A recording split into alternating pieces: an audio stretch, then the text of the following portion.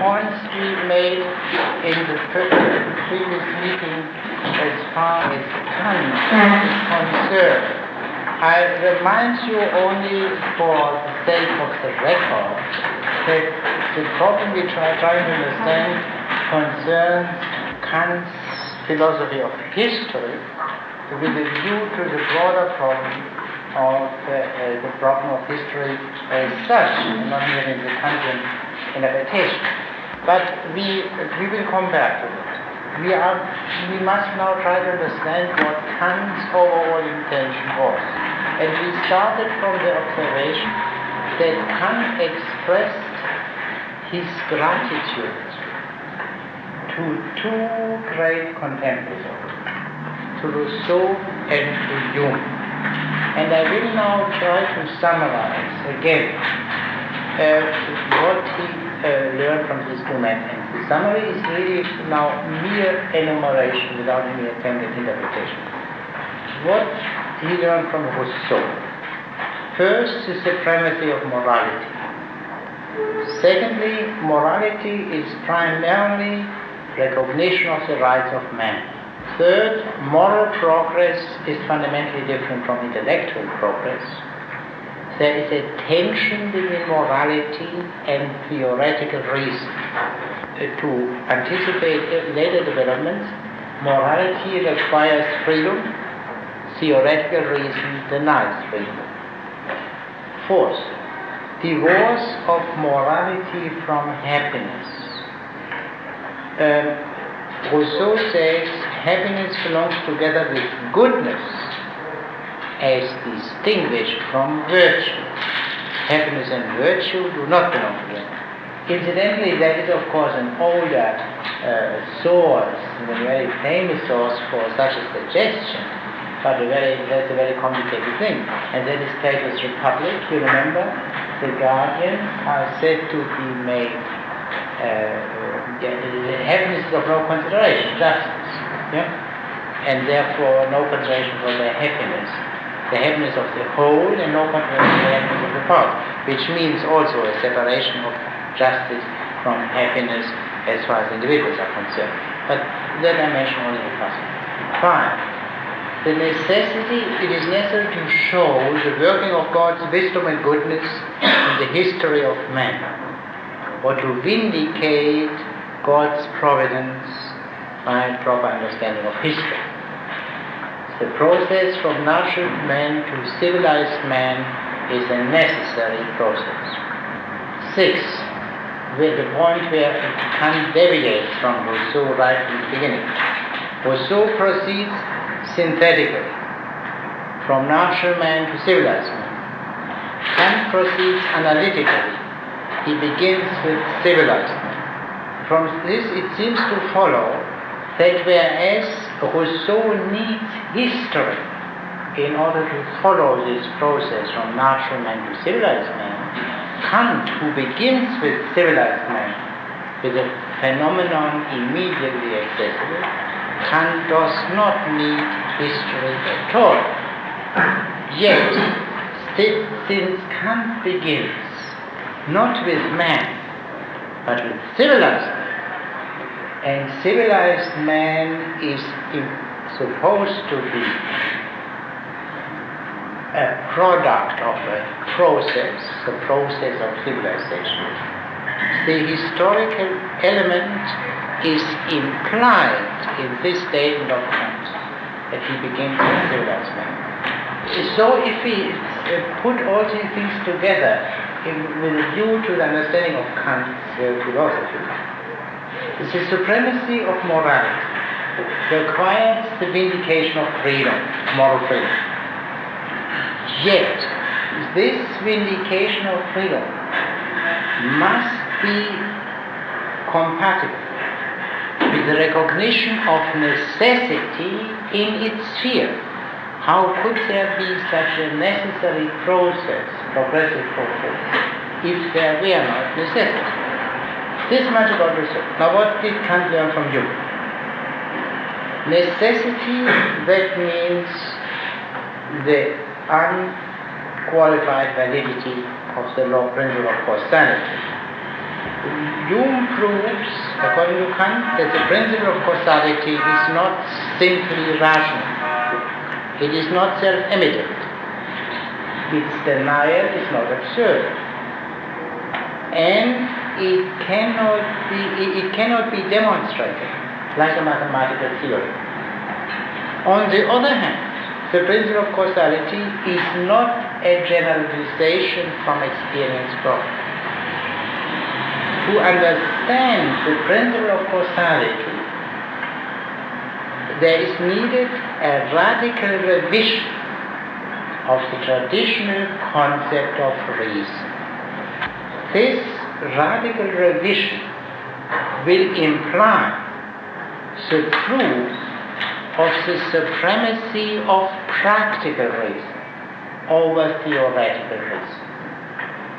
A new understanding of reason which necessarily implies the supremacy of practical reason. That is the most general formula we can give of Kant's attempt at this stage. Now the highest use of reason was thought to be metaphysics. Metaphysics here understood primarily as a doctrine of God and the immortality of the soul and freedom. The simplest formulation for our purpose would be to take the old medieval definition, which is on the spine. Metaphysics is a doctrine of incorporeal beings. God, separate intelligences, and the soul. The radical revision of the traditional understanding of reason means a radical revision of the meaning of metaphysics, a radical critique of reason. Now, metaphysics is understood by Kant as knowledge of suprasensible things, God, soul, and so on. As knowledge of suprasensible things, it must be knowledge not based on sense experience. It must be knowledge by pure reason, reason not supported by sense experience. Therefore, the critique of reason must be critique of pure reason. Now let's turn to the critique of pure reason and consider a certain passage. The first impression we get after we have looked at the title, we do not look now at the table of contents and all that is all the thing we have for first orientation. More interesting, certainly informative than the index. We see the motto, and that is already highly revealing. I don't want to go into the motto now, but from where is the motto taken? From which writer is the motto taken? Does anyone have some reading of your reason here? Or do you have it in English? From which writer is it taken? Yeah, did you? I want to see whether they have it in the English translation. Right at the beginning, before the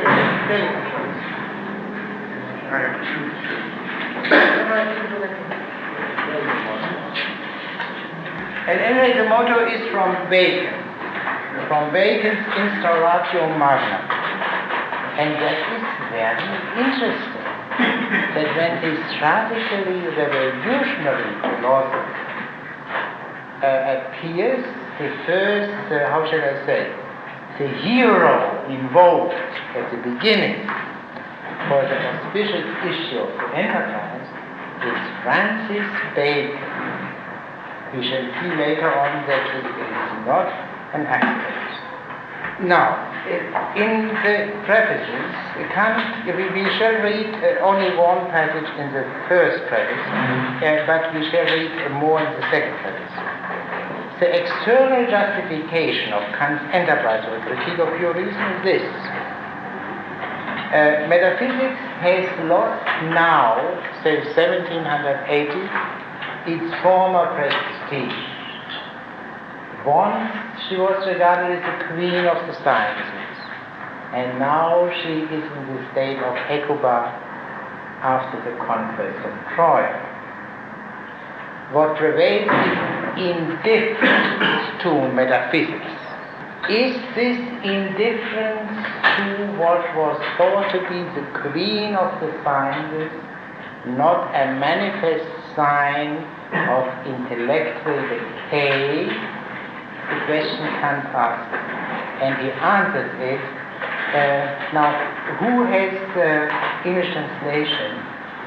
Well, I will tell you. Third, fourth, the fifth paragraph. The fifth paragraph. Her government, under the administration of the dogmatists, was a first despised. No, the next paragraph. The next paragraph. But it is idle to feign indifference to such enquiries, the object of which can never be indifferent to our human nature. Now, since only very few have a text, you have to read very loud and very clearly. But it is idle to feign indifference to such enquiries, the object of which can never be indifferent to our human nature. Some of you may think of the remark of certain contemporary thinkers that metaphysical questions are meaningless.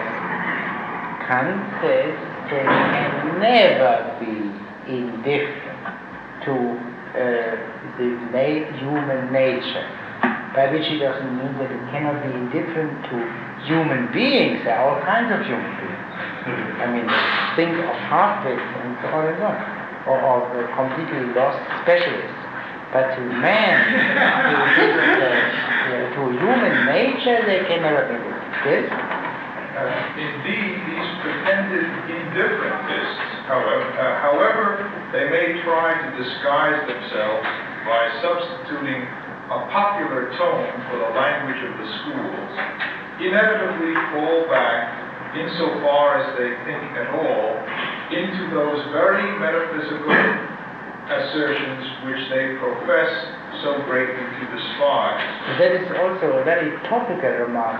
I have found out in the last few days that there is now, since 30 years, without my knowing it, an attempt underway to eradicate metaphysics as completely as it has never been eradicated before by so-called philosophical analysis. And the interesting thing is that the controversies among these people always turn around that they rightly always detect some residue of metaphysics in the eyes of the other. And of course, the silent, pure, non-metaphysical positivist has apparently not yet appeared. That is what Kant here has in mind, although he doesn't think of this particular thing, he thinks of a more innocent form of anti-metaphysical thought, etc. Yeah? Go on.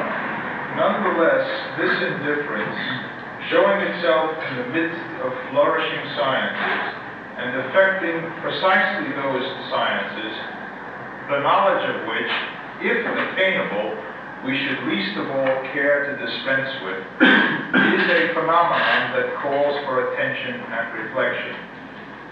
It is obviously the effect not of levity, but of the mature judgment of the age. No, wait a moment. We go on from here. That is Kant's general answer. The contempt for metaphysics cannot be traced to an intellectual decay of the age. The 18th century, 1780, that is not a decayed age. Think of mathematics, think of physics, and so on. That is a sign of a maturity of judgment. Now we turn to the footnote. We often hear complaints of shallowness of thought in our age and of the consequent decline of sound science. But of sound is too weak. Gründlich in German. Solid. But I do not see that the sciences which rest upon a secure foundation, such as mathematics, physics, and so forth, in the least deserve this reproach. On the contrary, they merit their old reputation for solidity, and in the case of physics, even surpass it. The same spirit would have become active. Surpass it? Namely, surpass meaning? Surpass the old reputation for solidity. No, surpass, I think, the present physics of 1780 deserves a higher reputation for thoroughness than that of 1650. Good. Yes? The same spirit would have become active in other kinds of knowledge if only attention had first been directed to the determination of their principles. Not determination, to the correction of their principles. Till this is done, indifference, doubt, and in the final issue, severe criticism are themselves proofs of a profound habit of thought. Of a sorrow. You see, that goes through. Our age is not an age of decay, like the late Roman Empire, for example, but it is an age of sorrowness. Yeah. Our age is, in special degree, the age of criticism, and to criticism everything must submit. Religion, through its sanctity, and law-giving, through its majesty, may seek to exempt themselves from it. But they then awaken just suspicion, and cannot claim the sincere respect which reason accords only to that which has been able to sustain the test of free and open examination. So Kant first rejects the notion that the 18th century is an age of intellectual decay. On the contrary, it's an age of perhaps the greatest maturity of judgment which has ever existed, and part of the proof is the high status of mathematics and physics. But more than that, the 18th century is the age of criticism par excellence. And that doesn't mean here literary criticism, as though the concern with the principles of literary criticism was probably more pronounced than in any other age. But the literary criticism is of the least importance. The criticism of religion and government and legislation, for which the 18th century is so famous. The 18th century was characterized by the most radical effort to subject everything to rational criticism in public discussion. When Hegel said later on of the French Revolution, it was meant that to stand on his head. That was not merely critical. It meant also that was the first attempt which men made to establish a rational society on rational principles, starting from scratch. And Kant certainly, while he disapproved, of course, of the bloody excesses of the French Revolution, he sympathized with the principle of the French Revolution. So that is already, you must not forget that this was published 8 years prior to the French Revolution. So our age is the age of criticism. That means everything must now be submitted to the judgment of reason. That was in a way generally accepted. You only have to read D'Alembert, Diderot, and so on, Voltaire, to see that this was, of course, quote, the spirit of the age, unquote. But Kant goes one step further, a decisive step further. He criticizes the criticizer. He judges the judge. Reason. Therefore, the title is most proper. Critique, which up to now has been an application of reason. The application of reason to every possible thing, however sacred. Now this judge, the highest judge, as Locke called it, man's only star and compass, must now be criticized itself, because it proved to be in need of such criticism. The judge was not always a wise judge. And that has something to do with the problem of religion, as we shall see later, where Kant thought there was a certain criticism of religion which was unwise, unreasonable. But to mention only the extreme example, atheism and atheistic criticism, which of course existed, is from Kant's point of view the criticism of a reason which goes beyond its boundaries. A criticism of revealed religion on the basis of natural theology would, from Kant's point of view, a different story. But not a criticism of an atheistic criticism on the basis of reason is wrong. That is for Kant not a prejudice also, but has very definite reasons, as we shall see. Reason itself must appear before the tribunal of reason. A strange situation. It becomes less strange when we read the sequel in the text where we left off. This indifference is obviously the effect not of levity, but of the matured power of judgment of the age. Of an age which... who has it? Which refuses to be any longer put off with illusory knowledge. It is a call to reason to undertake anew the most difficult of all its tasks, namely that of self-knowledge, and to institute a tribunal which will assure to reason its lawful claims, and dismiss all groundless pretensions, not by despotic decrees, but in accordance with its own eternal and unalterable laws. This tribunal is no other than the critique of pure reason. So in other words, that paradox that reason should judge in judgment on reason is no greater than the paradox of self-knowledge. Reason should know itself. And Kant, that is the most difficult of all enterprises, but an enterprise which has already been tried in a way before, because he says it must undertake the business of self-knowledge again, aufs Neue. So self-knowledge existed to some extent, but now in a radically different way. Now let us read the sequel.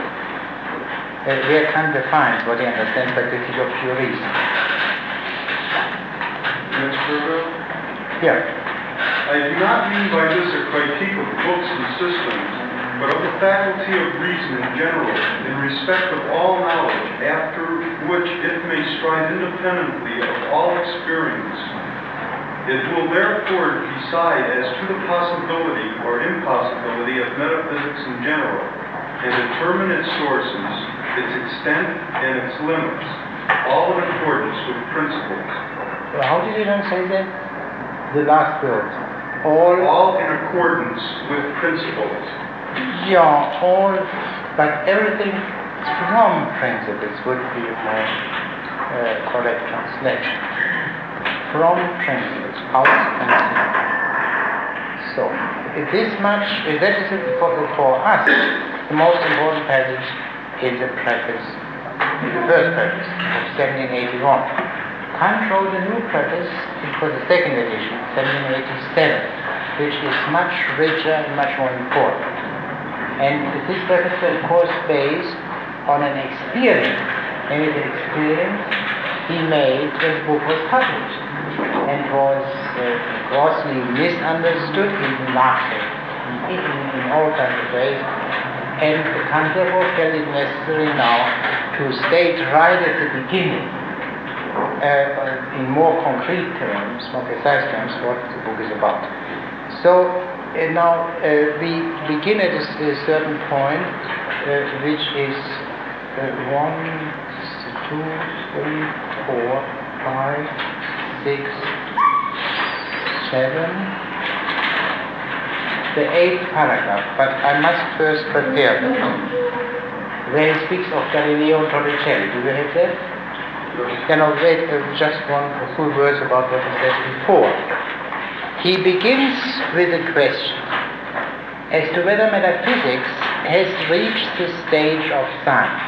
And let it be clearly understood that metaphysics means here primarily the doctrine of God and of the soul. Ontology, which was traditionally regarded as the most fundamental part of metaphysics, is not of such an interest to Kant for reasons which we may see later.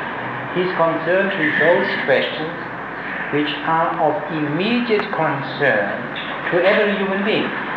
The ontological questions proper, the question of being, well-being, is not of interest to the mainstream.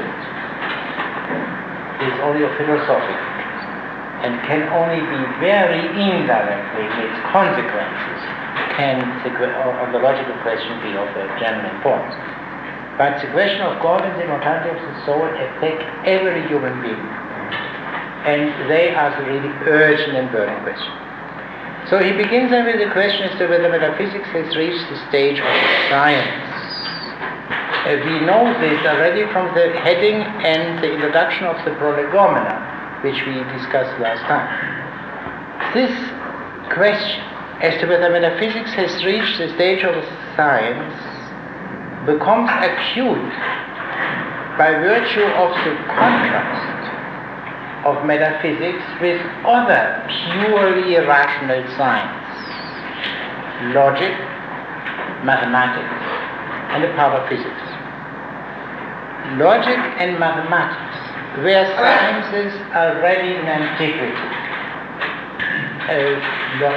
Logic, Aristotle. And mathematics is sufficiently, Euclid is sufficient as a proof of that. But the case of physics is different. Physics has become a science only a short while ago. Here we understand the motto from Bacon. Physics became a science by virtue of a revolt in which Bacon plays a significant part. Perhaps Kant suggests we can learn something from physics as to what kind of radical change is required for raising metaphysics to the rank of science. And that means the same on the basis of what I have shown before. Perhaps we can learn something from physics as to the character of that revision of the notion of reason which is required.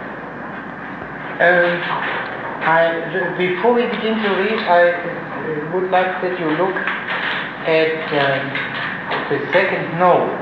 I mean, this is a few pages later, where he speaks of the method which he uses and says at the beginning of the note, this method which imitates that of the natural scientist. And that of course doesn't mean that Kant makes experimental physics or such things, but it is something more fundamental.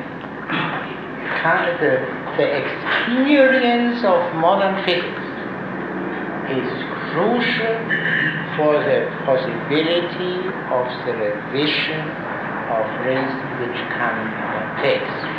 That does not mean, as Kant has frequently been taken to mean, that Kant's critique of pure reason is a philosophy of science. It includes the philosophy of science. But the main function of the critique of pure reason is the preparation of a new and defensible metaphysics. Kant cannot do that without elaborating on his way the philosophy of science. And philosophy of science, or the theory of experience, as it was called, is only a part, is only a means to that end. Now let us turn to this passage where he speaks of the revolution in physics. When Galileo caused balls, the weights of which he had himself previously determined to roll down an inclined plane, when Torricelli made the air carry a weight which he had calculated beforehand to be equal to that of a definite volume of water, or in more recent times, when Stahl changed metals into oxides and oxides back into metal by withdrawing something and then restoring it, a light broke upon all students of nature. They learn that reason has insight only into that which it produces after a plan of its own. After a project of its own would be more literal. And this is absolutely crucial, this sentence. The new light that man understood, that reason understands only what reason produces according to its project. Yes. And that it must not allow itself to be kept, as it were, in nature's leading strings, but must itself show the way with principles of judgment based upon fixed laws, constraining nature to give answer to questions of reason's own determining. Accidental observations made in obedience to no previously thought out plan can never be made to yield a necessary law which alone reason is concerned to discover. Reason holding in one hand its principles, according to which alone concordant appearances can be admitted as equivalent to laws, and in the other hand the experiment which it has devised in conformity with these principles must approach nature in order to be taught by it. It must not, however, do so in the character of a pupil who listens to everything that the teacher chooses to say, but of an appointed judge who compels the witness to answer questions which he has himself formulated. When you compel the witnesses, that reminds the famous expression of Bacon, torturing nature. Torturing is a very cruel and abominable way of getting to truth. At least that's my opinion.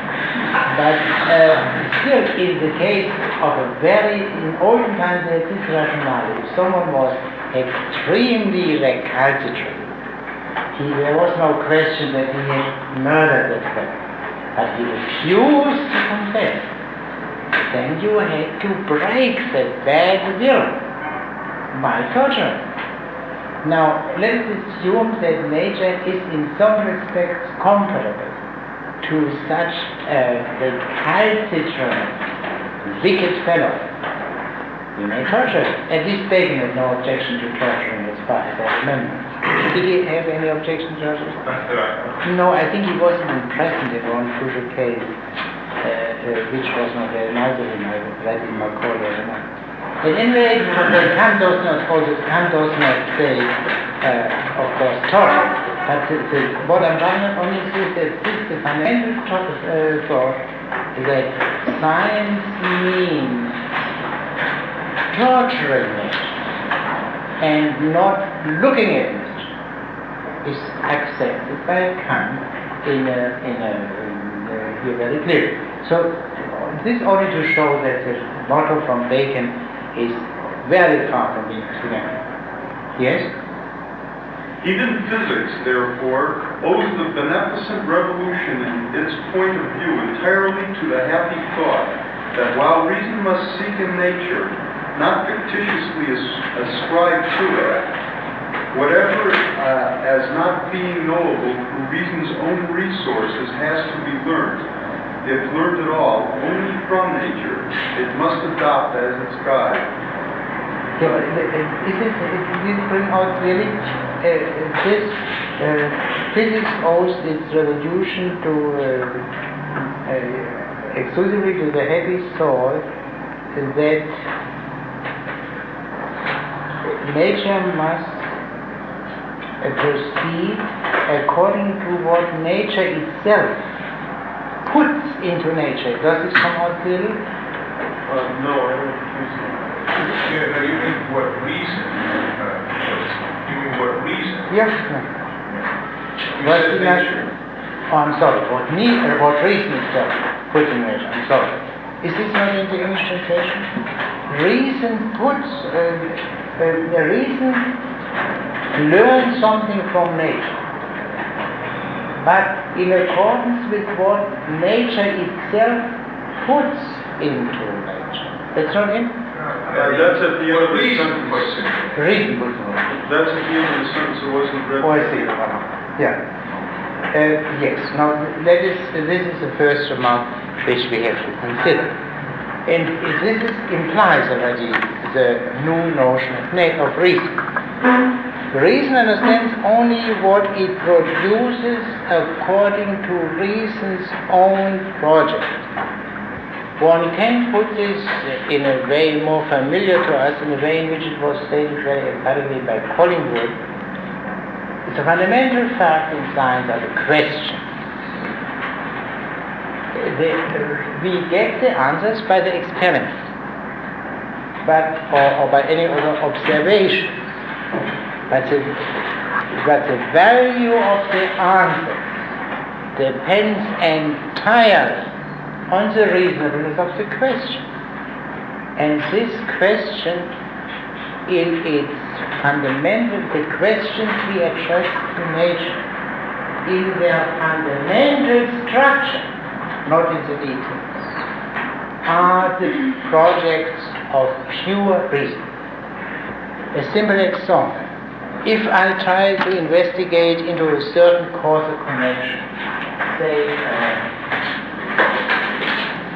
take this example of Kant, the relation of oxygen and of what was burning, for example. There is something here presupposed which has nothing to do with this or that particular phenomenon. And that is the principle of causality. That there are necessarily causes, and the causes are necessary causes. This principle of causality gives me that is the general project of pure reason, which must be specified on the basis of empirical observation, in order to become the specific question to be addressed to this phenomenon. But the general character of the questions does not stem in any way from observation. So Kant rejects the principle of empiricism, that every knowledge can be reduced to observation or to inferences from observation. On the other hand, he also opposes the classical view, the Platonic Aristotelian view, that there is an intellectual perception of ideas. Take the most well-known formulation. Reason is projecting. Reason is not grasping one could say, on the contrary, the projecting reason of modern times is very, very grasping. But how should I say it? Prehending, reason is not prehending, but projecting. That is, according to Kant, the notion of reason underlying modern physics.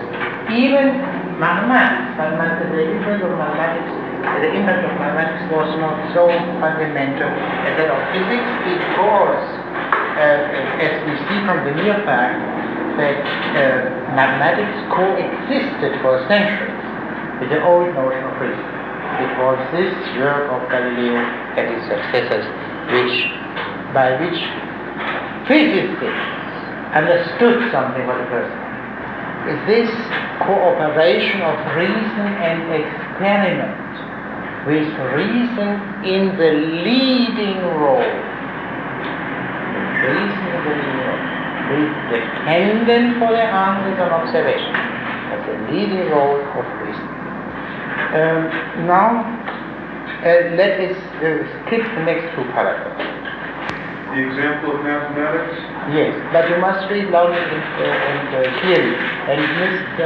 Marty, will you close the door? That helps us for hearing better.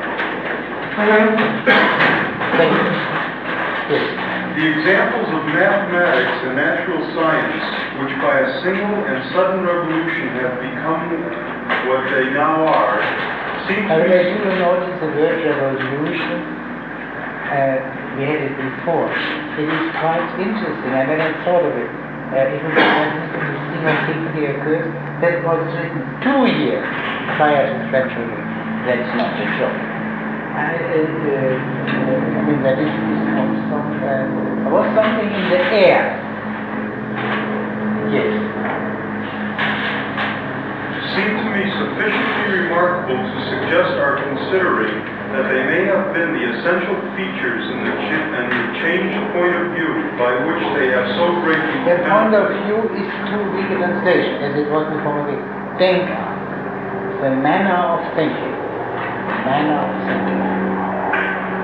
Their success should incline us, at least by way of experiment, to imitate their procedure, so far as the analogy, which is species of rational knowledge, they bear to metaphysics may permit. The experiment, on the other hand, could easily be misunderstood in that context. The German word is pursue, which may mean experiment, but did mean it. As how shall I say it? Try. When I say, we want,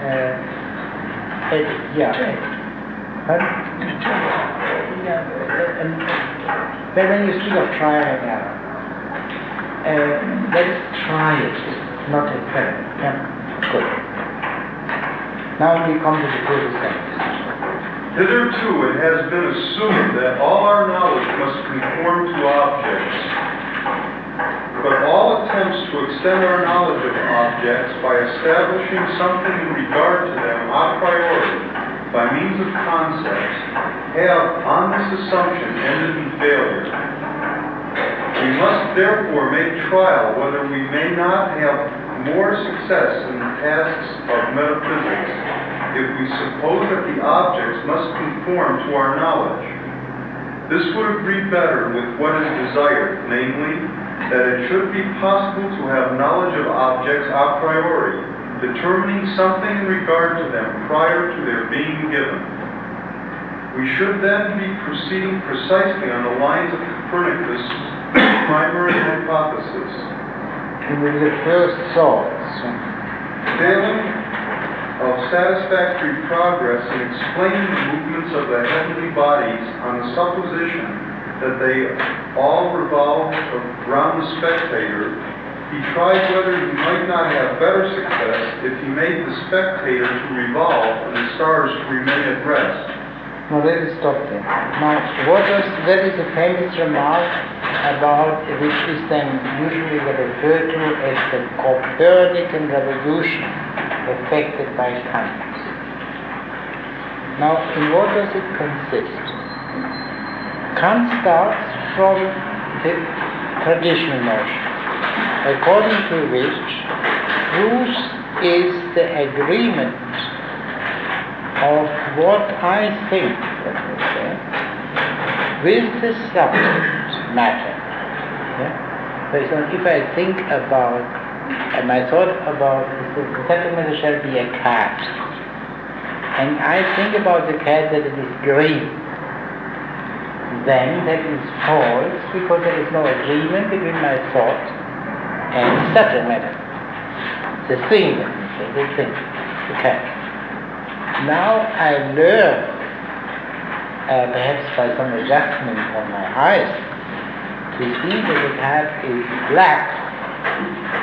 And then I think the cat is black, and in fact it is black. So we have here an agreement between my thought about the cat and between what the cat is.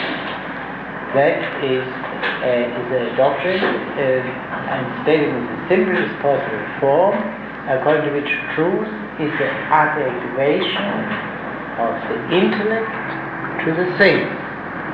Now, from this point of view, if that is truth, then metaphysics would be the adequation of the pure intellect, the intellect not supported by sensible experience, to suprasensible sense. Now, what does the Copernican change mean? Why is this concept of truth in the first place? Why must the traditional concept of truth be questioned according to Kant? That the tacit, that Kant does not develop the space. I think I will even talk then, I would now unnecessarily complicate. Let us first try to understand Kant's counter-thesis. Truth consists fundamentally in the adequation of things to the intellect.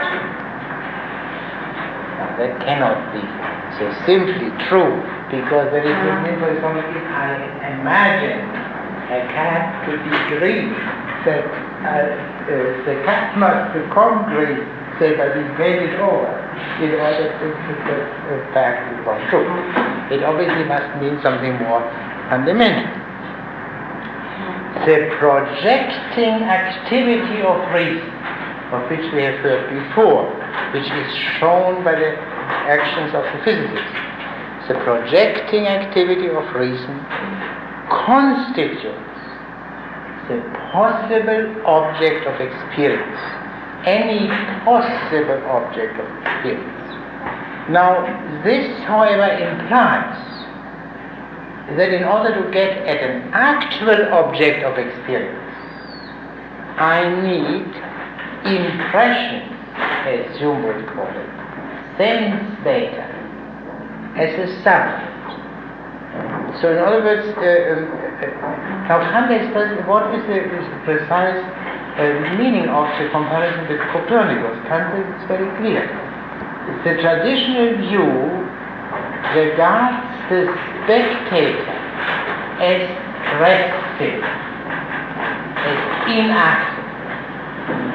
Copernicus regards the spectator as moving, of course with the earth, as moving, as active. The traditional view regards reason as perceptive or prehensive.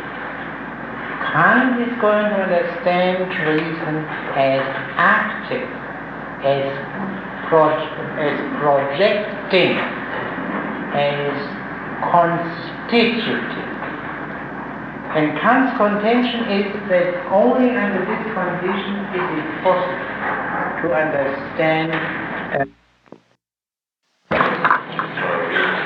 Does he pose this as actually the case? Yes.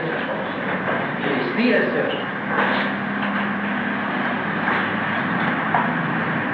Yes. And there is any difficulties even of the green cat variety? Yeah, that's right. Yeah. I understand why crudely it would be absurd, because the cat would have to be painted green, but I don't understand the refinement. What do you not understand? You said that the notion crudely taken would be absurd, because it would mean we have to paint the cat green. Yeah. And you proceeded to refine it, and I see. All right, and I repeat it. The cat, an actual object of experience. Kant does not say that the actual object of experience depends on our projects. Then we would need experiments. The possible object of experience. That there are such things for a cat. Yeah? A cat is a thing of some sort. that these fellows, these, I don't know how to call them, they claiming to stem from Hume. They say we don't see a cat. You know that, yeah? We see patches, colored patches, yeah? or such things. And then that we call it a thing, because you think that is, quote, a logical construct. That is what they say. I read it in my own eyes, yeah? Logical construct. I mean, I could quote you step on that. That is, in a way, a corrupted version of what Kant says. That we are capable to perceive things as things, possible objects of experience, cannot be due to sense perception, which is admitted by these people. And one can have a very simple proof of that. There are other beings in the world who have sense perception. Yeah? Dogs, for example. We have no reason to assume that dogs perceive things as things. We don't know it. Yeah? We have no way of really knowing. Yeah? Because one could even show that they could not, because there is a certain connection between things and classes understood as classes, dogs not cats, which presupposes verbal symbols. Yeah? And therefore there is a problem. At any rate, what Kant means is that such thing is a thing having and causing another thing to behave in that way. Yeah? And being itself caused, produced by preceding things or states of things. This whole framework of any possible experience, that is the project of reason. This project is, you can say, a frame of reference, but not in the arbitrary sense it's used. No, the natural frame of reference, which we have by virtue of being rational beings. The natural frame of reference without which no perception would be possible. A perception in the sense of an understanding of something as something, not mere. And because even red, this is red, goes much beyond any dog or monkey. Red is a universal. This is a universal. But I do not want to go into these complexities. The actual object of experience can only be known by the cooperation of the projecting action of the reason and the receptive action, we can say so, of the senses. So a green cat can only be empirically known, but that we are capable to think such things as cats, trees, chairs, that cannot be traced to sense perception and is due to this project. The crucial case from the point of view of the state of the question in Kant's time would of course be the principle of causality, where Hume had to leave it at saying that we think in causal terms is due to an ineradicable habit growing up in us by virtue of associations and whatnot, and which does not have any rationality in itself. Yeah? We just can't help doing that. Kant tries to show that this is not a mere crude and unintelligible habit, but that it is really rationally necessary if there is to be any ordered world as an understood world. If there are mere sense data, pure, in other words, the only thing clearly given That was already said long before Kant. Given us senses, scholars, sounds, and so on. But this is not a word. This is not an order at all. Where does the order come? Either the things are ordered in themselves. That was a Platonic Aristotelian. Then the man must have a faculty which allows him to perceive order. And that's what I meant by reason. Reason he understood as a perceiving, apprehension. But if that doesn't exist for some reason, then it's ruled out for certain reasons which we may be able partly to find out. But if this is ruled out, there is no other possibility but to say that the ordering is the work of the human mind, of reason. But these things in modified and crudified versions, they are enormously powerful today.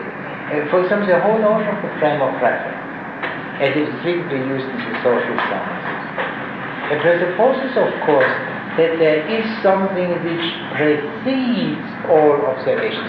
Only the present-day view, of course, is that this frame of reference is itself the result of previous experiences and inverse observations and so on. Yeah, Mr. Brooks? Well, first I would like to clarify the difference between Kant and the classical one step further. Would Kant deny that, I don't see how we could, that if you never saw a cat, you would not have an idea of what a cat is? Sure. He would not. You would not know. But the question is not, because he says, the beginning of the introduction, that all our knowledge begins with experience. There is no doubt whatever about that. But although all our knowledge begins with experience, from this it does not follow at all that all our knowledge arises out of experience. For it might very well be that even our experiential knowledge is a composite from that which we receive by impressions and that what our own faculty of knowing only stimulated by sense impressions adds from its own. Hard to put it, but it seems to me that isn't the classical view very similar to this? You get sense impressions, and these are vacant idea of order. Yeah, but the only question is this, that for the classics, absolutely, I mean, as distinguished from all so-called empiricism or sensorism, Kant agrees with Plato and Aristotle, there must be an independent faculty of reason, which faculty is the higher one, to which alone understanding, as distinguished from mere sensing, is possible. There is full agreement. But the question is reason, or we don't make any distinction with reason and understanding now, is reason prehending, grasping something to which reason adjusts itself, adequates itself, or is reason the origin of this order? Human reason. Well, how could Kant deny the arbitrary character of arbitrary classifications? That's not the point. Reason is not arbitrary. Being reason, it is ruled by its intrinsic laws. The mere fact that there is such a thing as the principle of contradiction, proved to Kant that there are laws of reason. of a wholly non-arbitrary character. But according to Kant, there are more such fundamental laws governing the use of reason. You see, no, we cannot, it is absolutely necessary to interpret patches and sounds and what have you as things.